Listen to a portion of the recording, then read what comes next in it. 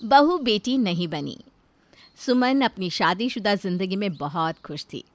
सुमन का एक बच्चा, पति और सास थी जिनके साथ वो अपनी हंसी खुशी ज़िंदगी बिता रही थी। एक दिन सुमन की माँ माला का कॉल आता है और वो सुमन को घर आने को कहती है। ये सुनकर सुमन अपनी माँ से मिलने चली जाती है और कहती है, माँ क्या हुआ, सब ठीक तो है ना?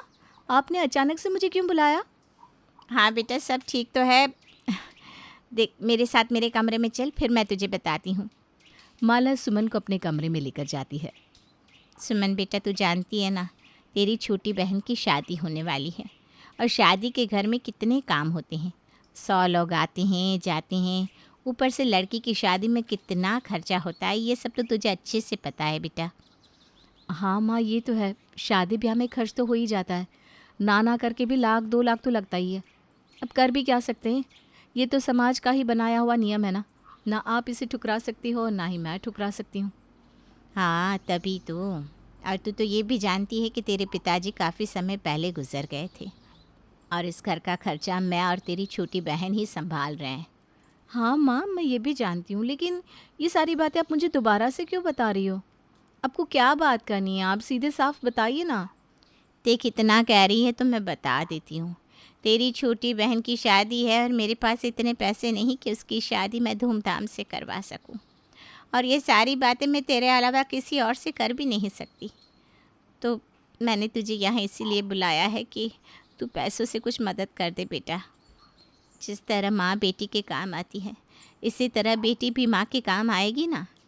माँ, आप तो जानते ना, मेरा भी बेटा है, उसकी भी स्कूल का खर्चा, ऊपर से मेरी सास की दवाई का खर्चा, ये सब मेरे पति को ही देखना होता है। एक अकेले की कमाई से कहाँ घर चल पाता है। मैं तो खुद सर से पाँव तक कर्ज में ही डूबी हूँ। अगर मैं ज़रा भी आपकी मदद कर पाती ना तो मैं ज़रूर करती, लेकिन इस समय मुझे माफ़ कर देना, मैं आपकी किसी भी काम नहीं आ सकती। हाँ मैं समझ रही हूँ, लेकिन बेटा थोड़ी बहुत तो मदद कर सकती है ना। आखिर मेरी बेटी तेरी भी तो छोटी बहन लगती है, इतना तो तू कर ही सकती है। माँ, आप बुरा मत मानिए, लेकिन मेरा हाथ सच में तंग है और मैं अपनी छोटी बहन के लिए खुद खर्चा करना चाहती हूँ, लेकिन महंगाई की मार ने मुझे करने नहीं दिया। आप ना ये सब खुद ही देख लो, और बाकी कोई काम होगा तो वो मुझे बता देना, वो सब तो मैं कर लूँगी। अच्छा, मैं चलती हूँ। सुमन इतना कहकर वहाँ से चली जाती है और अपनी माँ की मदद करने से साफ साफ मना कर देती है। ऐसे ही एक दिन सुमन की माँ उसे फ़ोन करती है। बेटा, तूने कुछ पैसों की बात की अपने ससुराल में? माँ, आप क्यों पीछे पड़ रही हो? अरे यहाँ पैसे हो तब तो मैं आपकी मदद करूँ ना कुछ, लेकिन यहाँ तो खुद पैसे नहीं है। महंगाई इतनी हो गई है कि मैं अपने घर का खर्चा भी नहीं चला पाती हूँ। लेकिन बेटा, अगर थोड़ी बहुत ही मदद कर देती तो तेरी छोटी बहन की शादी अच्छे से हो जाती और तेरी माँ की नाक भी रह जाती। माँ, जितना है उतने में ही कर लो। जितना करोगी ना उतना ही उनका मुंह खुलेगा, और मुझसे तो कोई उम्मीद मत करो पैसों की। बेटा तू तो ऐसे मत बोल, थोड़ा अपनी माँ के बारे में सोच। मैं बेचारी बुढ़िया कहाँ से पैसों का इंतज़ाम करूँगी, और अपनी बेटी से मदद ना मांगूँ तो कहाँ जाऊँ। माँ, आप समझ क्यों नहीं रही हो? मैं आपसे झूठ थोड़ी ना बोल रही हूँ। अगर मेरे पास पैसे होते तो मैं क्यों नहीं देती, लेकिन नहीं है, क्या करूँ? यहाँ 100 खर्चे हैं, बेटे के स्कूल की फ़ीस, घर का राशन पानी, ये सब भी तो देखना होता है ना। इतना बोलकर सुमन फ़ोन रख देती है। उसके बाद कभी कभी सुमन की माँ का फ़ोन आता तो सुमन वो भी अब अनदेखा कर देती।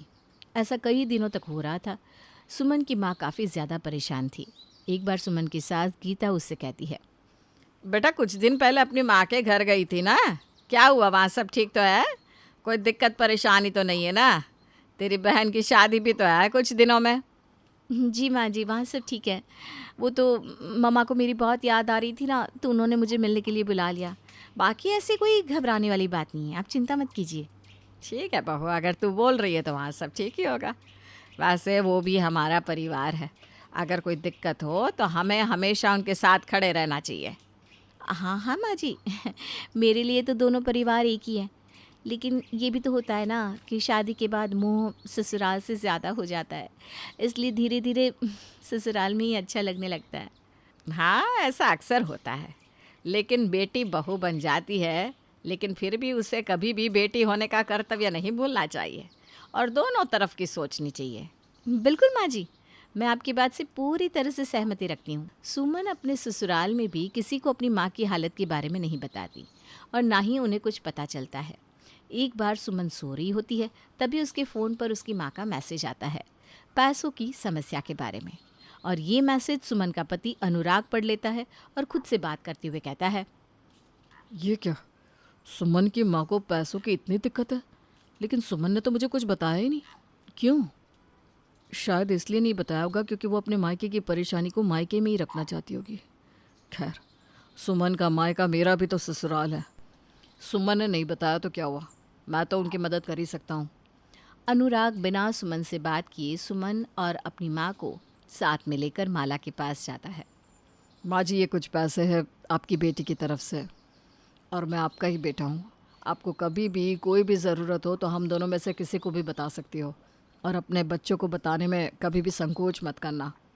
अनुराग जैसे ही पैसे माला के हाथ में देता है, माला अनुराग और सुमन दोनों को गले लगा लेती है। सच में आज मुझे बहुत ही अच्छा महसूस हो रहा है। अभी तक यही लग रहा था कि मुझे सब कुछ अकेले ही देखना है, लेकिन सच कहा, मेरा दामाद मेरे बेटे जैसा है जो सब संभाल लेंगी। हाँ माँ।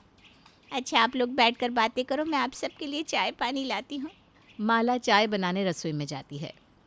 बहू, मैं यही तो समझा रही थी तुझे, अगर तू अपनी माँ की मदद करती तो हमें कोई परेशानी नहीं है, और यही बात मैं तुझे उस दिन भी समझा रही थी।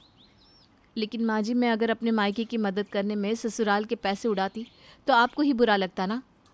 अरे नहीं, हमें कभी भी बुरा नहीं लगता, लेकिन तूने अपनी माँ की मदद नहीं करी इसलिए ज़रूर बुरा लग रहा है।